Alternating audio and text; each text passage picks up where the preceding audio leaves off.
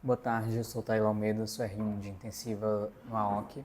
E hoje a gente vai falar um pouco sobre a relação da oferta e demanda de oxigênio.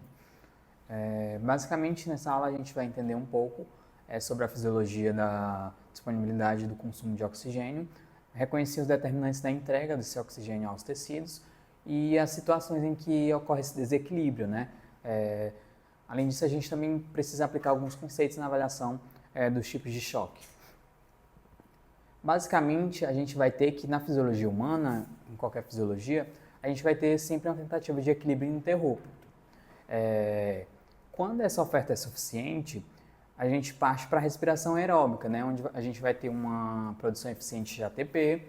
A gente tem que na respiração aeróbica o produto final vai ter como saldo cerca de 36 ATPs. Com o metabolismo aeróbico preservado, a gente vai ter essa eficiência de disponibilidade de energia para as células continuarem com a homeostase celular. A partir disso também a gente vai ter a função orgânica adequada e quando ocorre o colapso desse equilíbrio, a gente vai ter o que a gente chama de hipóxia tecidual ou disóxia. Quando há o início desse desequilíbrio, a gente vai ter que a oferta vai acabar sendo insuficiente, né? A gente vai ter uma diminuição da produção energética. Quando não chega oxigênio suficiente, as células vão começar a iniciar o metabolismo anaeróbico, né? O piruvato, que é o produto da glicólise, ele vai, né, principalmente para a fermentação lática, onde vai produzir um saldo apenas de 2 ATPs. Com essa diminuição da produção energética, a gente vai ter um aumento da glicólise e tendo como consequente produto o lactato, né, que vai progressivamente se acumular nas células. Isso causa a insuficiência celular progressiva e falência orgânica persistente, né? Para a gente começar, a gente precisa entender a cascata do oxigênio, né? A gente tem desde o início lá na ventilação, na entrada do oxigênio nas vias aéreas, a gente precisa de uma pressão de O2, a gente precisa de uma pressão de O2 inicial para a gente ter essa difusão alveolar acontecendo lá na parte dos alvéolos. Com essas hematoses, trocas gasosas, a gente vai ter o transporte sanguíneo, que é dependente do débito cardíaco. Para chegar nos tecidos, a gente vai ter a microcirculação e, como produto final, o oxigênio vai chegar nas mitocôndrias para fazer essa respiração celular aeróbica. Qualquer disfunção, qualquer alteração nessa cascata, a gente vai ter como consequência uma redução do oxigênio que chega na mitocôndria. A identificação, né, do ponto, se é na ventilação ou se o problema está na microcirculação, ela acaba direcionando, né, o nosso gatilho de tratamento. A oferta de oxigênio ela é basicamente dependente do débito cardíaco e da concentração arterial de O2. Por sua vez, o débito cardíaco ele vai ser dependente tanto da frequência cardíaca quanto do volume sistólico. O volume sistólico a gente sabe que ele depende da pré-carga, da contratilidade e da pós-carga, né? Se eu tenho, por exemplo, uma redução de fluidos, eu vou ter uma redução da pré-carga e eu vou ter uma consequente, né, redução da disponibilidade de O2. Já a concentração arterial de O2, ela vai depender principalmente da saturação de O2 e da HB. A HB, se a gente tem, por exemplo, um choque hipovolêmico, um choque hemorrágico, a gente vai ter uma redução dessa HB. A HB também vai nos ditar o quanto vai conseguir disponibilizar esse oxigênio nos tecidos. E a saturação, a gente vai ver que ela depende basicamente da ventilação e do quanto o oxigênio consegue se ligar à hemoglobina para ser entregue nos tecidos. Como já foi dito, a disponibilidade de oxigênio ela é basicamente igual ao débito cardíaco multiplicado pelo conteúdo arterial de oxigênio, né? Esse conteúdo arterial de oxigênio ele tem como componentes basicamente a hemoglobina, a saturação e a PaO2, né? Como a PaO2 acaba sendo um menor componente, a gente vai ter que basicamente a hemoglobina e a saturação de oxigênio compõem o conteúdo arterial na fórmula, né? E o débito cardíaco vai ser a frequência cardíaca vezes o volume sistólico. Substituindo na fórmula, né, basicamente a gente tem que a oferta de oxigênio vai ser a frequência cardíaca vezes o volume sistólico vezes o somatório, né, dessa multiplicação, que seria a hemoglobina vezes a constante, que é 1,34, a saturação, mais o somatório da pressão de oxigênio multiplicado por 0,003. Já o consumo, ele também depende do débito cardíaco. Obviamente que se eu tenho um débito cardíaco adequado, eu vou ter uma disponibilidade de oxigênio adequada, mas ela também vai depender da extração de oxigênio nos tecidos, né? Essa extração, basicamente, ela é calculada através da diferença entre o conteúdo arterial e venoso de oxigênio. E a gente vai ver que essa extração de oxigênio, ela tem um ponto em que ela é constante, mas ela consegue aumentar dependendo da disponibilidade de oxigênio, né? Ela depende da área de troca de capilar, da função mitocondrial, enfim, de vários fatores metabólicos ali relacionados ao consumo de oxigênio. Ele é basicamente o produto do débito cardíaco pela diferença entre a concentração arterial e venosa de oxigênios, tendo como valores normais a disponibilidade de O2, né, cerca de 1000 ml por minuto, e esse consumo de cerca de 200 a 250 ml por minuto, tendo como taxa de extração no repouso, né, geralmente 25%. Basicamente, situações que vão reduzir o consumo de O2, sedação, hipotermia, a gente tem, né, que com a diminuição da temperatura a gente vai ter uma menor taxa de consumo de oxigênio nas células, o bloqueio neuromuscular e a parte de anestesia. Já as situações que acabam aumentando esse consumo de O2 vão ser situações de estresse, né? A questão da febre, tremores, convulsões, agitação e o próprio choque séptico, né?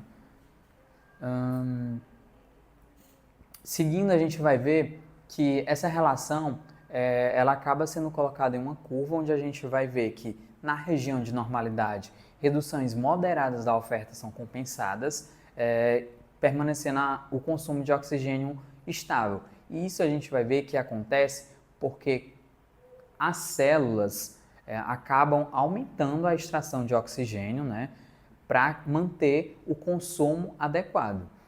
No ponto crítico, a gente vai ter uma máxima capacidade de extração atingida, onde a gente vai ter a partir do ponto crítico, que a gente chama de DO2 crítico, a gente vai passar o consumo a depender da oferta, né? Abaixo desse ponto crítico, surge o metabolismo anaeróbico e o lactato aumenta progressivamente.